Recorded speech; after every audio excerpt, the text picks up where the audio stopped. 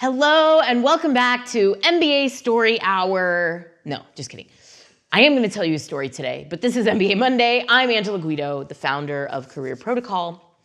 I've helped hundreds of people directly one-on-one get into the MBA school of their dreams. If I include the work of my team and all of the media that we have put out in the universe, MBA Protocol has helped thousands of people get into the business school that was really the best one for them and helped jet propel their career in the direction that they wanted to go. Today, I'm gonna tell you a story. The topic of today's video is how to choose your test.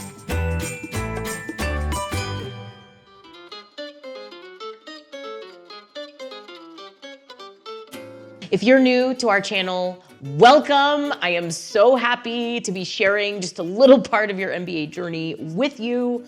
If you are looking at applications in 2024, I have no doubt that one of the biggest things on your mind right now, or if not now, very soon, is going to be the GMAT or the GRE or potentially the executive assessment. It's going to be the standardized test that is the hurdle that all MBA applicants to top programs have to surmount before the application process can really begin. Most people like to get their test score out of the way and then start working on the application. That is a great strategy if you've got the time to do it. For a lot of people, it doesn't end up that way. You end up working on your applications and your test score in parallel. But I'm talking to you in January, and if your deadlines are in September or next January, you've got plenty of time to tackle your test before you begin your applications. And so I sincerely hope that you're gonna take the time to proactively and consciously choose the best test for you and not just go with the default assumption, go with the herd, and take the GMAT by default. There's a lot of information out there about why the GMAT is the better test. Schools prefer it. If you have this kind of background, you have to have a GMAT and not a GRE. All of that is BS, all of it. If you come across any advice anywhere that says, because of this thing about you, you need to take this test and not the other test, if it's an extrinsic reason that has nothing to do with your ability and which test is going to be better for you, don't listen to it. Schools don't care. Schools don't care which test you take. They just need a test score. If they could dispatch with the test scores, honestly, I think they would, because it causes them a lot of problems in the final decision horizon. They end up having to reject people purely because of their test score, and they hate to do that. Because if they like a candidate, if they believe in that candidate's future, they want to be able to admit them, and frequently their hands are tied because of the test score. So do them and yourself a favor and choose the correct test for you. I've made a lot of videos on this channel about this, so I'm gonna point you to some of them right now.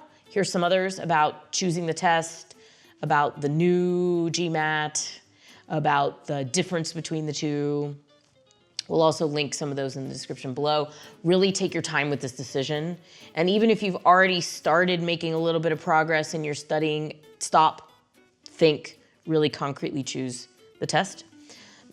I'm gonna tell you a story that is gonna explain the absolute importance of this decision to you personally and not to the schools. So this is a story of George. Obviously, that is not his real name, but George was an amazing guy. George was a client of mine a few years ago. He worked in project finance in a big company. He had worked on some pretty high-profile projects, possibly even one that you may have heard of. He was a manager and an influencer of people. So unlike most MBAs that haven't had a lot of experience managing teams and projects, he actually had extensive experience managing teams and projects. He was an all-around amazing guy. Everybody loved him. He had these brilliant recommendations of people explaining why they promoted him quickly, why they gave him these stretch opportunities.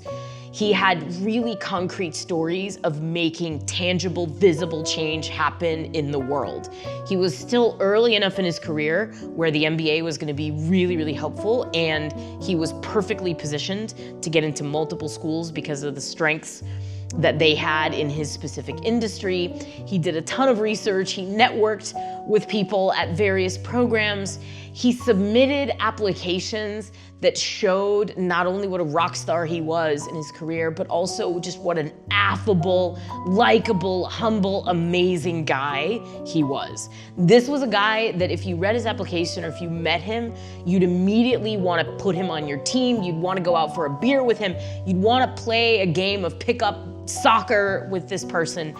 He was one of the most likable people I've ever worked with. I also want to add that George came from one of the 3 biggest overrepresented demographics in the application pools at a lot of schools. I already told you that he was in the finance field, and that's a huge pool of applicants. Also demographically, racial background, big, big pool of applicants.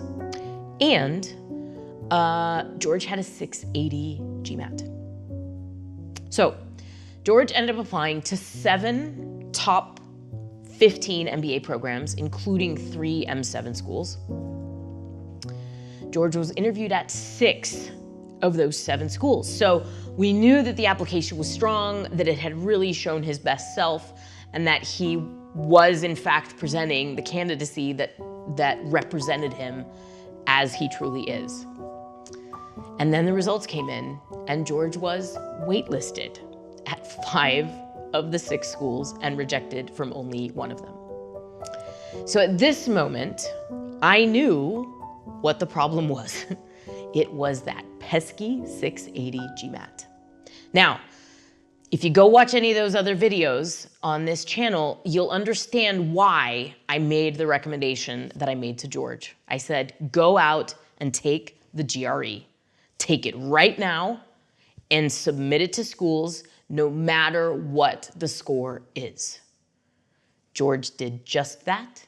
He took the GRE.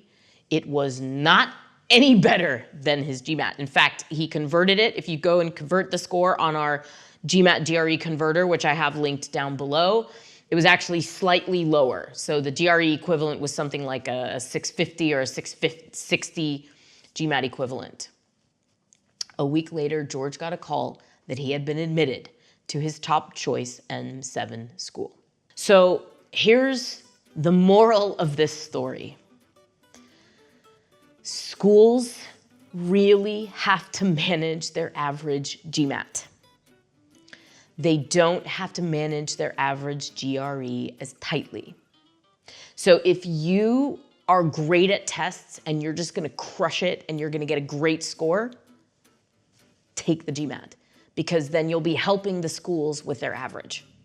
If you're nervous about tests, if you're not a strong test taker, if you're concerned that no matter how much time you put in, your final score is going to be lower than the average GMAT at your target school, then take the GRE.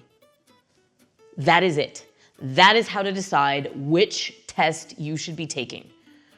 Pick your test wisely, choose one, and do not look back. This specific advice is going to evolve in the coming years as we see the new GMAT Focus coming out that's calibrated differently and that doesn't compare apples to apples with the old GMAT and certainly not with the GRE. What I'm telling you right now is going to change, but at this moment, there's still an opportunity to game the system by submitting the test score that plays to whether testing is a strength for you or whether it's going to be a weakness. So, as you're embarking on your MBA journey and as you're choosing your test, stop and think. Take a practice test of the GRE, take a practice test of the GMAT, see how they feel, see how you do on each one, and then pick the one that you think you can do best at, and or pick the one that is going to affect your candidacy in a negative way the least vis-a-vis schools' priorities that have nothing to do with you. I say this every year, and every year I talk to dozens, if not hundreds of people close to the deadlines who have chosen the GMAT and have really tied their hands in a way that at that point is very hard to undo. So please listen to me, please. Please take this advice. Please make a personal choice about which test is best for you personally as you work your way down the MBA road, because it will have consequences at the end, and those consequences may not be in your favor for reasons that have nothing to do with you. I hope you've enjoyed MBA Storytelling Hour. I hope this story gives you both hope, but also caution as you move forward. I am wishing you all the best, whichever test you choose. I will be here to help you on your MBA journey next week and every other week on MBA Monday.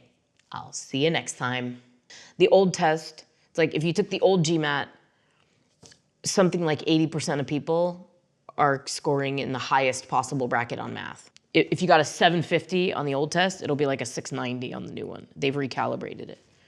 So you'll have people submitting 750s on the old test and 690s on the new test. And so that's just gonna jack the whole thing